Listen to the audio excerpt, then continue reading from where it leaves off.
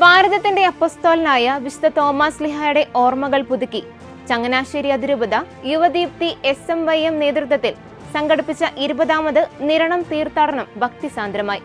Changanassery saint Mary's മെത്രാപ്പൊലിത്തൻ പള്ളിയിൽ നിന്ന് ആരംഭിച്ച് 18 കിലോമീറ്ററോളം കാൽനടയായി സഞ്ചരിച്ചാണ് ആയിരക്കണക്കിന് യുവജനങ്ങളും വിശ്വാസികളും നിരണം വിശുദ്ധ തോമസ് ലീഹായുടെ തീർത്ഥാടന കേന്ദ്രത്തിൽ എത്തിയത്. Arch bishop emeritus Mar Joseph Perumthottam വിശുദ്ധ കുർബാനയർപ്പിച്ച് അനുഗ്രഹ സന്ദേശം നൽകിയതോടെയാണ് തീർത്ഥാടനത്തിന് തുടക്കമായത്.